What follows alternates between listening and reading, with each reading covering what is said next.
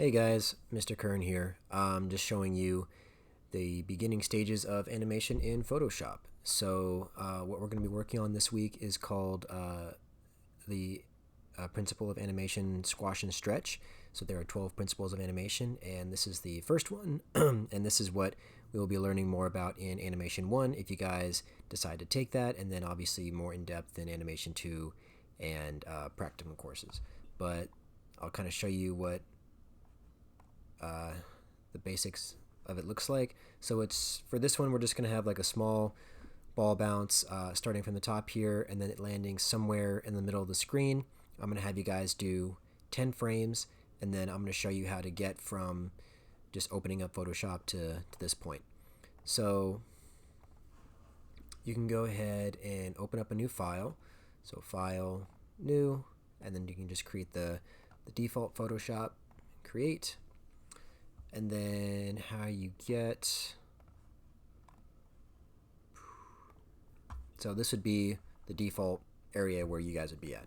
So to get to where you saw that little window down there, you go up here to Window and then Timeline, and then sometimes it might be on Create Video Timeline, but then you can change it down here to Create Frame Animation, and then you can hit this button right here, Create, and it'll start creating a timeline of different frames for you to work on.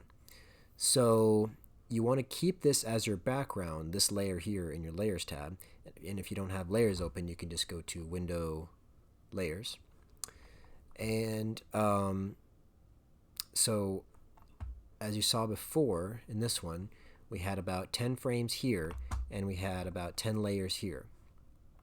So how I like to do it is I like to create 10 frames just off the bat and then 10 layers. You don't want to include your background in your layers because their background is separate. So you want to have 10 different layers like that. So make sure you change the layer correctly whenever you're working on it because it can sometimes be a little confusing. So layer 1, timeline 1. So we can choose the pen tool, and this is when you guys can start using those little Wacom tablets that you have in your boxes. You can choose those, or you can work with your mouse. I'm not super proficient with the Wacom tablet. I still like to use the mouse, so it looks a little bit weird when I do it, but if you want to use a Wacom tablet, by all means. It's probably a lot easier if you get used to it. So just showing you guys how to do this, 1 and 1. You can start off here with just a regular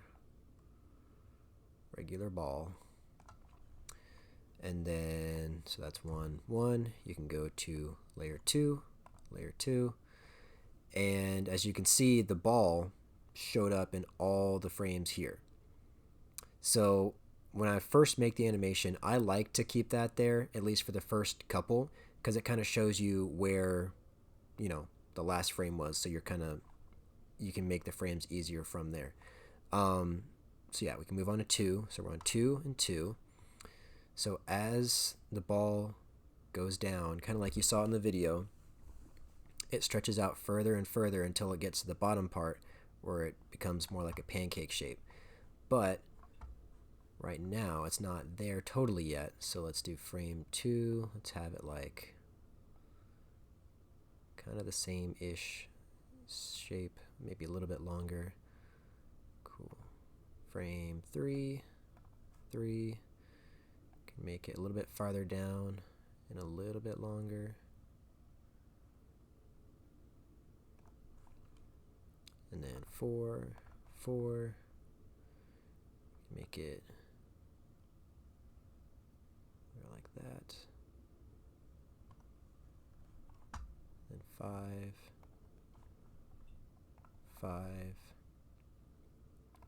now go down to this pancake shape when it hits the ground. So how we get rid of all these in the first 5. See, I like to have this just to sort of see the motion of it.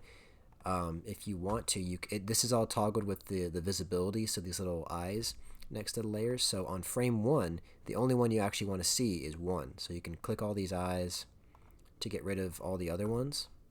And you can do that on all these outside there too. On 2, you just want not 1, but 2. And then so forth on here. 3, you don't want 1, you want 3. Make sure nothing else is showing. 4, you want 4. 5, you want 5. 6, get rid of 1. 7, get rid of 1. 8, 9, and 10. So if we hit play from here, you can see it goes down and it squashes, but it hasn't come back up yet.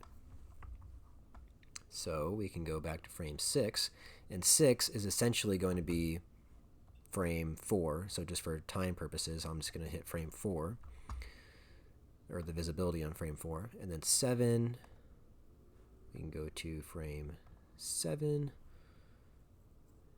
and I'm going to have 4 visible just as a guide.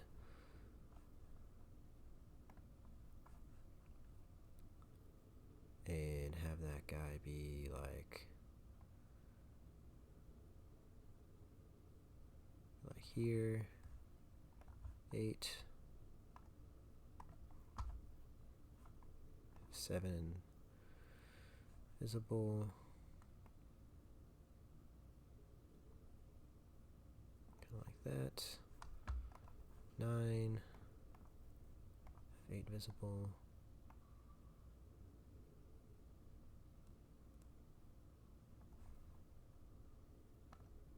10,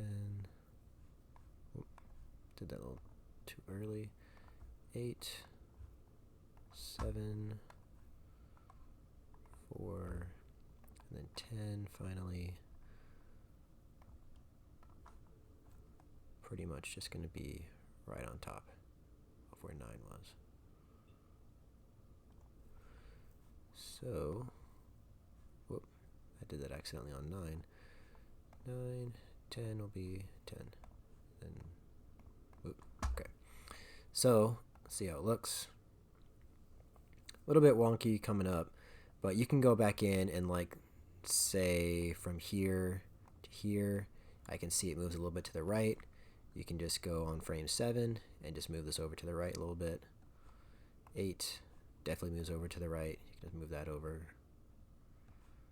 9 definitely need to move over a couple. And 10, same thing. Let's see how that looks.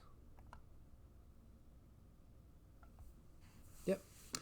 So that's basically how you would go about doing that. And then how you would save it is you go up here to File, and then let me see if I remember. Export, Save for Web Legacy, and you're saving it as a GIF right here. And then you can just hit, let's see, is there a name? Save. Okay, and now you can name it to whatever. So this will be ball bounce. Save. Whoop. Oh, I accidentally have a folder named ball bounce, and that's where I thought it was going to.